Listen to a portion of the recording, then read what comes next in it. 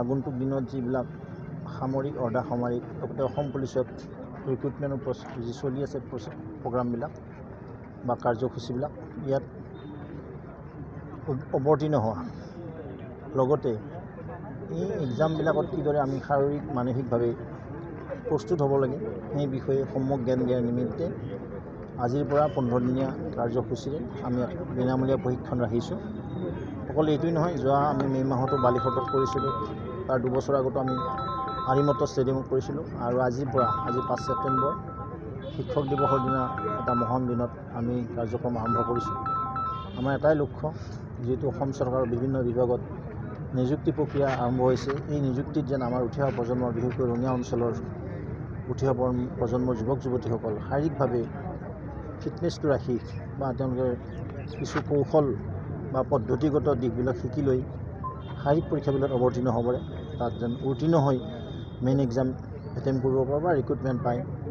এই আশাটো মনত পুহি ৰাখি এই কাৰ্যক্ৰম আজি ইয়াত আনুষ্ঠানিকভাৱে ৰাখিছোঁ। আমাৰ 120 জন উঠি অহা প্ৰজন্মৰ যুৱক যুৱতী ইয়াত এনৰোল হৈছে। অহাকালিৰ পৰা পূৰ্ণাংগ পৰ্যায়ত চলিব আৰু অসম পুলিচ তথা আমি কামৰূপ পুলিচক আবেদন কৰিছিলোঁ, তেওঁলোকৰ পৰাও কেইবাজন জোৱানক এই প্ৰশিক্ষণৰ কাৰণে ডেপুট কৰিছে। স্মাৰ্ট মিটাৰৰ বিৰুদ্ধে আগন্তুক দিনত যিবিলাক সামৰিক অৰ্ধা সামৰিক লগতে অসম পুলিচত ৰিক্ৰুটমেণ্টৰ যি চলি আছে প্ৰগ্ৰামবিলাক বা কাৰ্যসূচীবিলাক ইয়াত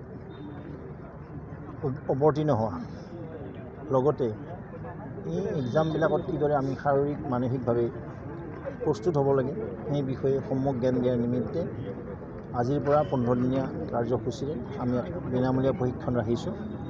অকল এইটোৱেই নহয়, যোৱা আমি মে' মাহতো বালিফটত কৰিছিলোঁ, তাৰ 2 বছৰ আগতো আমি আৰিমত ষ্টেডিয়ামত কৰিছিলোঁ আৰু আজি 5 ছেপ্টেম্বৰ শিক্ষক দিৱসৰ দিনা এটা মহান দিনত আমি কাৰ্যক্ৰম আৰম্ভ কৰিছোঁ। আমাৰ এটাই লক্ষ্য, যিহেতু অসম চৰকাৰৰ বিভিন্ন বিভাগত নিযুক্তি প্ৰক্ৰিয়া আৰম্ভ হৈছে, এই নিযুক্তিত যেন আমাৰ উঠি অহা প্ৰজন্মৰ, বিশেষকৈ ৰঙিয়া অঞ্চলৰ উঠি অহা প্ৰজন্মৰ যুৱক যুৱতীসকল শাৰীৰিকভাৱে ফিটনেছটো ৰাখি বা তেওঁলোকে কিছু কৌশল বা পদ্ধতিগত দিশবিলাক শিকি লৈ শাৰীৰিক পৰীক্ষাবিলাক অৱতীৰ্ণ হ'ব পাৰে, তাত যেন উত্তীৰ্ণ হৈ মেইন এক্সাম এটেম্প কৰিব পাৰে বা ৰিক্ৰুটমেণ্ট পায়। এই আশাটো মনত পুহি ৰাখি এই কাৰ্যক্ৰম আজি ইয়াত আনুষ্ঠানিকভাৱে ৰাখিছোঁ। আমাৰ 120 জন উঠি অহা প্ৰজন্মৰ যুৱক যুৱতী ইয়াত এনৰোল হৈছে। অহাকালিৰ পৰা পূৰ্ণাংগ পৰ্যায়ত চলিব আৰু অসম পুলিচ তথা আমি কামৰূপ পুলিচক আবেদন কৰিছিলোঁ, তেওঁলোকৰ পৰাও কেইবাজন জোৱানক এই প্ৰশিক্ষণৰ কাৰণে ডেপুট কৰিছে। স্মাৰ্ট মিটাৰৰ বিৰুদ্ধে আগন্তুক দিনত যিবিলাক সামৰিক অৰ্ধা সামৰিক লগতে অসম পুলিচত ৰিক্ৰুটমেণ্টৰ যি চলি আছে প্ৰগ্ৰামবিলাক বা কাৰ্যসূচীবিলাক ইয়াত